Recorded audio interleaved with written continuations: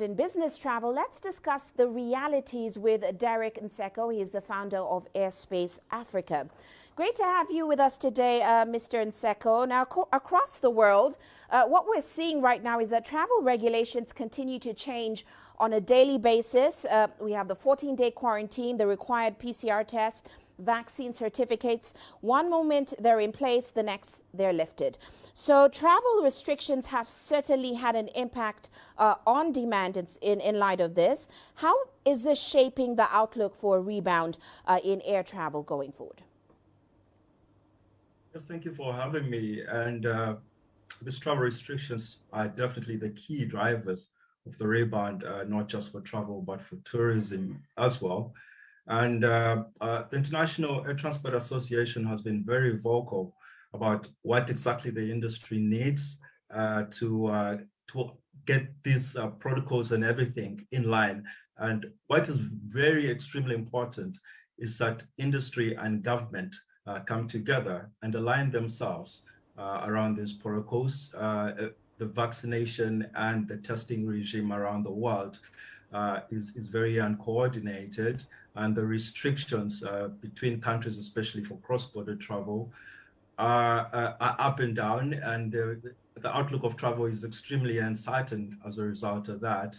And what's extremely important at the moment is for different countries to adopt a more streamlined approach towards these travel protocols, and for us to come together and coordinate in order to have a uniform travel regime across Africa and the rest of the world.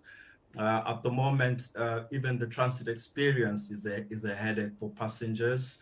The cost of traveling is extremely high, given the high cost of these tests and the high cost of vaccines.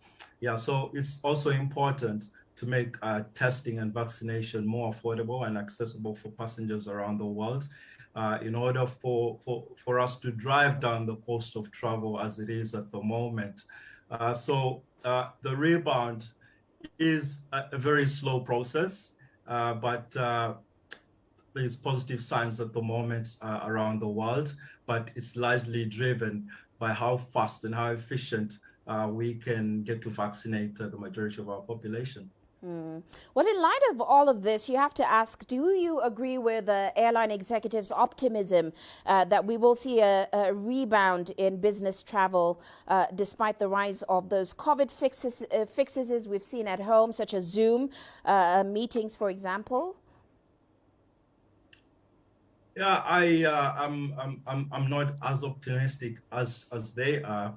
It's a fact that business travel is extremely important to airline revenues. In fact, about 10% of all passengers in the world travel by business, but more than 30% of airline revenues come from the business passengers. But it's also true that the world has changed fundamentally, and the way we do business has changed in the past 1 year or so. And meetings and in person are not as important as they once were. We figured out ways to do business through virtual platforms and through the application of technology. And even considering the impact of COVID-19, we have to presume that businesses around the world and business leaders will be smarter in the way that they approach travel as well.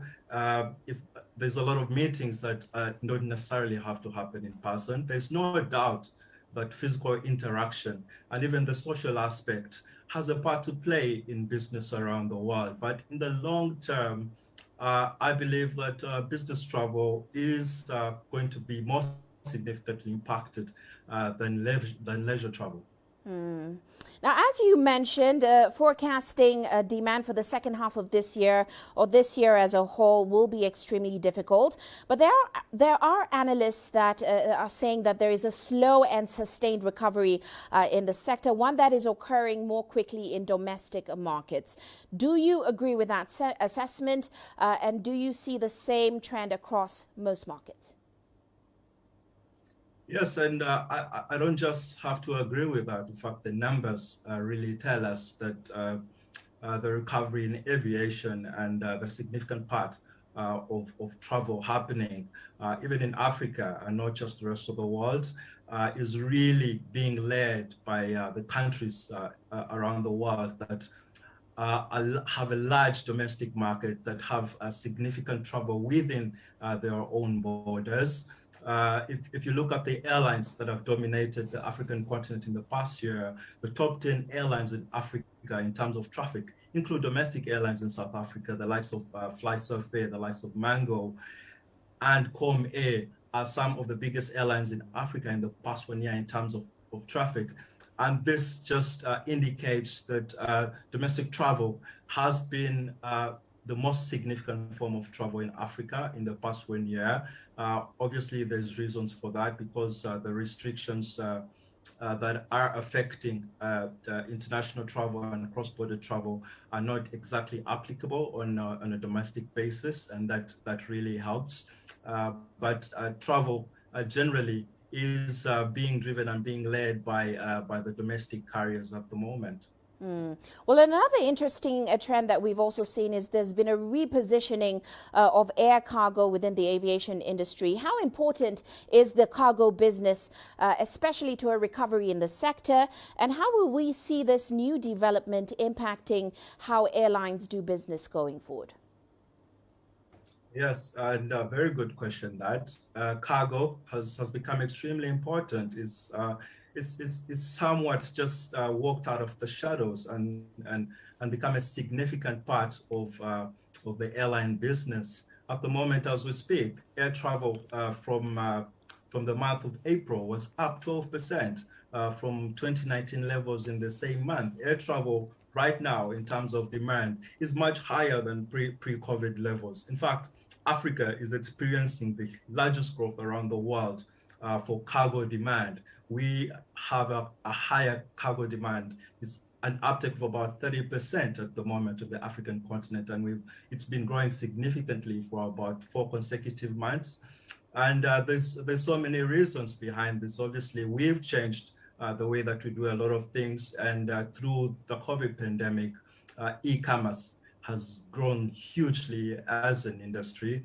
Of course, the capacity of cargo is down based merely on the fact that passenger airplanes are not flying around the world, and they do carry a significant amount of cargo in their bellies. But there's been a significant increase in cargo capacity through the conversion of aircraft from passenger to freighter, and through the purchasing of more cargo aircrafts by various airlines around the world. We've seen that in Africa as well. Kenya Airways converted a 787 that was initially meant for passengers into a cargo aircraft. Ethiopian Airlines converted about 725 passenger aircrafts into cargo aircraft. That is significant as well to the bottom line, so that this is the precise reason why Ethiopian Airlines was able to not just survive the pandemic, but to even go on and make a profit. So the cargo business is no longer the insignificant sibling of the more glamorous passenger air travel. It's become extremely important to the airline business, and the smart airlines around the world are starting to adapt to that. Quite right. Well, thank you so much for your insights, Mr. Nseko. We certainly look forward to having you back on the show.